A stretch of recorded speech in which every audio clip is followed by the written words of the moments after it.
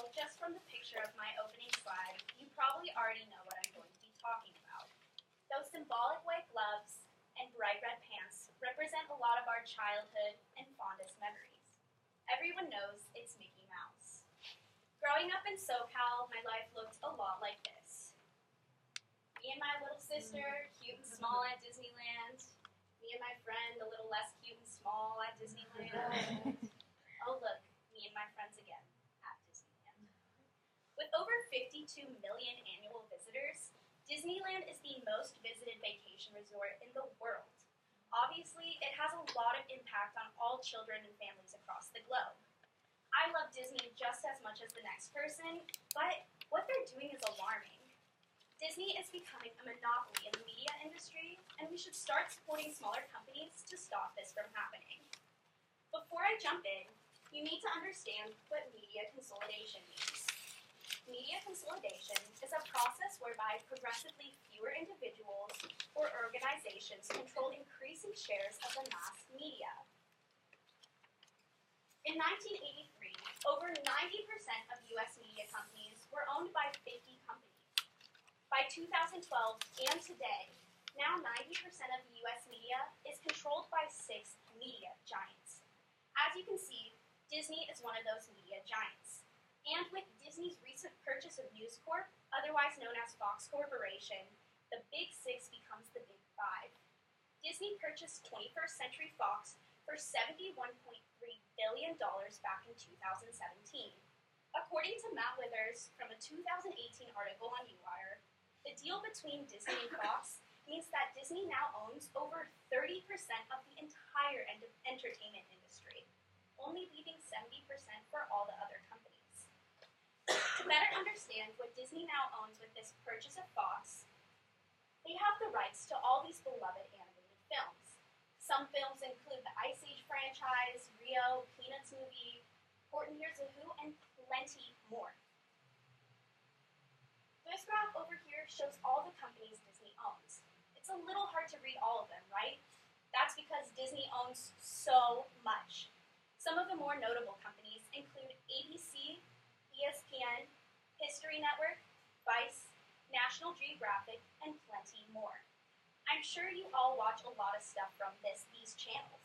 And why should you care? You're getting the content you want with the information you need.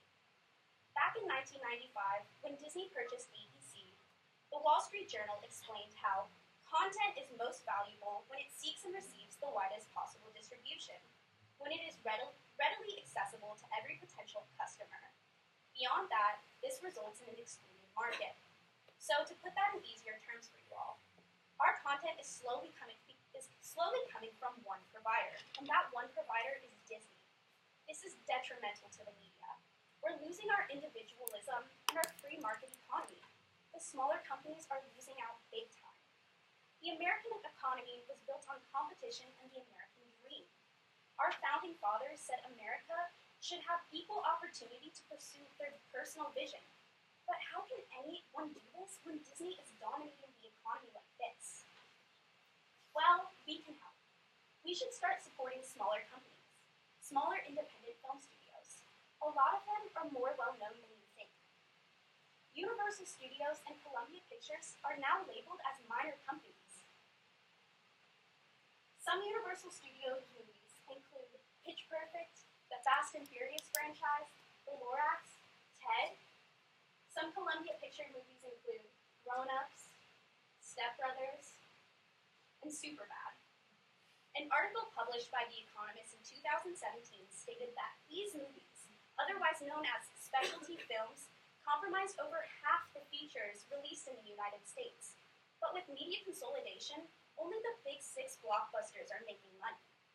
In a 2016 article with Disney chairman Jimmy Pitaro, he claimed the Walt Disney Company films grossed a record of $7.6 billion at the global box office, marking the first time any studio crossed the $7 billion mark in a single year.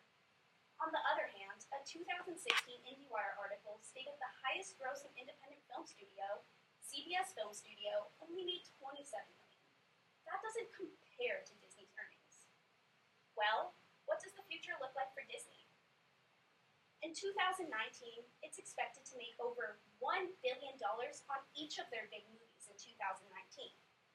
Some of these movies include Captain Marvel, Avengers Endgame, Frozen 2, The Lion King, and Toy Story 4. The movie players are going to show these movies in the theater, hindering competition for all the other smaller movies. People can't compete with Disney anymore. Movies can't get their movies in the movie theater, and it's really hard for a lot of companies to compete. Gradually, Disney is becoming all we see, all we hear, and all we watch. In 2006, an article from Backstage West voiced their concerns on this media consolidation.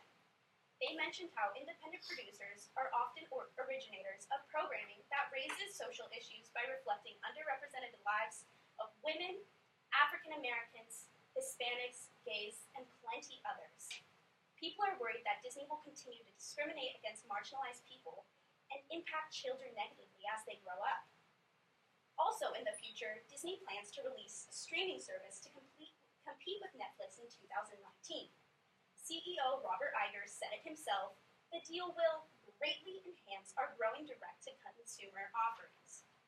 Stated in a 2017 Quartz article, Disney now owns 60% of Hulu, becoming another important asset for Disney. It's seeking to make it its own Disney property. Today, we are headed towards a universe where the media is owned by 3-4 companies. The most obvious issue are how media consumers will get their news and get their content, but a lot of other problems arise as well. These include all the way from political to artistic. Author David Mitchell even published a novel called Cloud Atlas, where humans are literal corporate cattle, where they refer to all film and movies as Disney's.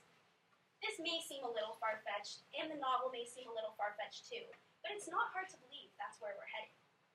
And so I leave you with this. Some movies coming out in 2019 that are not owned by Disney. I encourage you all to support these films in the theater and at home. Maybe do some research of your own. Learn about media consolidation and learn about who owns your favorite type of media. I promise you, it's not as diverse as you